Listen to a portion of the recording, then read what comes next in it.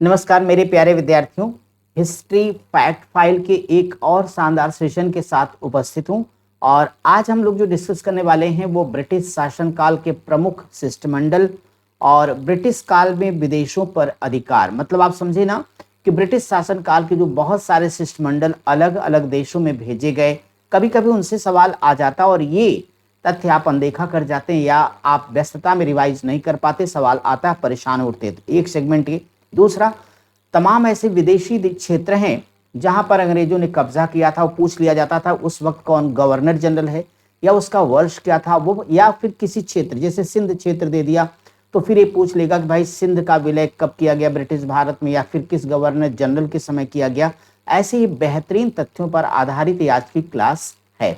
तो एक बार सभी लोग सेशन को लाइक और शेयर कर दीजिए। चलिए भाई, तो शिष्टमंडल के अंतर्गत पहला आपके सामने आ गया। हमारे साथ एक बार सब लोग दोहराते रहिएगा ताकि शब्दों का उच्चारण करेंगे तो आप अच्छे से तैयार भी होगा। और यहाँ पे पहला जो आप देख रहे हैं वो कह रहा है कि भाई देखो, किलपैट्रिक शिष्टमंडल ये 1787 में भेजा गया। कहाँ पर? नेपाल में। माय डियर, उस समय गवर्नर जनरल कौन था? Lord Cornwallis. इसी प्रकार से एक है आपका मैलकम शिष्टमंडल। तो मैलकम शिष्टमंडल 1797 में ये देश क्या होगा? ईरान को भेजा गया और उस समय भारत में गवर्नर जनरल है लॉर्ड वेलेजली। वेलेजली ने सहायक संधि को अच्छी तरीके से भारत में शुरू किया। आपको बताना है कि कौन सा राज्य है पहला जिसने वेलेजली की सहायक संधि को स्वीकार किया। नेक्स्ट आपका है एल्फिंस्टन शिष्टमंडल। एल्फिंस्टन शिष्टमंडल ये कब गया? 1808 में। कहां पर? काबुल में। और उस समय गवर्नर जनरल कौन है भाई? तो लॉर्ड मिंटन हो जाएगा। Lord Minto. इसी प्रकार से आपका जो मैलकम शिष्टमंडल है 1808 में, ये ईरान और ईरान देश हो जाएगा और यहाँ पे लॉर्ड मिंटो है। तो लॉर्ड मिंटो के समय में दोनों हो गए आपके। और डेविड सेटान शिष्टमंडल 1809 में, सिंध में, ये भी लॉर्ड मिंटो के पास। इस प्रकार से तीन शिष्टमंडलों को भेजने का काम लॉर्ड मिंटो के द्वारा किया गया।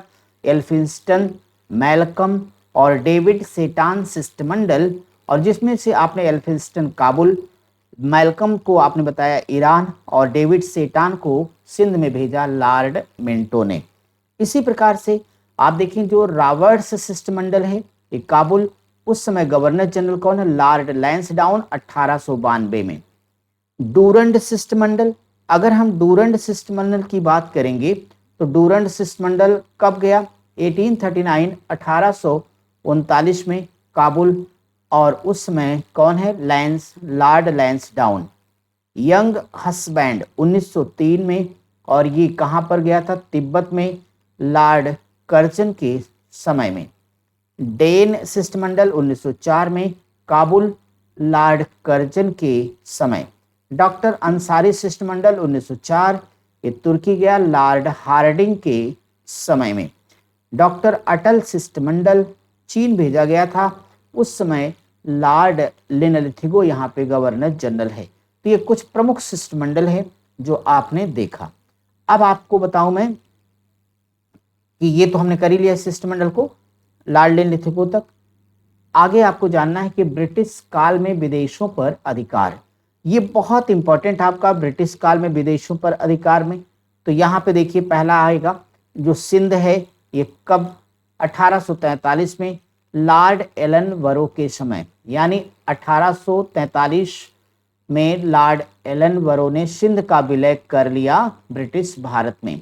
इसी प्रकार से जो सिक्किम है, सिक्किम का 1861 में यहाँ पर अधिकार किया किसने? लॉर्ड कैनिंग के समय में। भूटान 1865 में, उस समय लॉर्ड लॉरेंस शासक है। बर्मा 1885 में, लॉर्ड डफरिन के समय यहाँ पर अधिकार कर लिया गया। इसी प्रकार से मणिपुर 1891 में, लॉर्ड लैंसडाउन के समय इस पर अधिकार कर लिया जाता है। और तिब्बत पर अधिकार 1903 में किया अंग्रेजों ने, उस समय लॉर्ड कर्जन यहाँ पर वायसराय यानी गवर्नर जनरल हुआ करता था। मेरे साथियों, ये सेगमेंट कंप्लीट हुआ। हम आपसे एक नई क्लास के साथ मिलेंगे। आप लोग जरा जितने शानदार कमेंट करें उसके लिए धन्यवाद। ऐसे ही जोश उत्साह को बरकरार रखिए। इस बार आपको एक सिलेक्शन लेना है, इसका ख्याल रखिए और हम आप लिए हर लेवल पर चीज़ों को उपलब्ध करवा रहे हैं। पढ़िए और आगे बढ़िए। नमस्कार।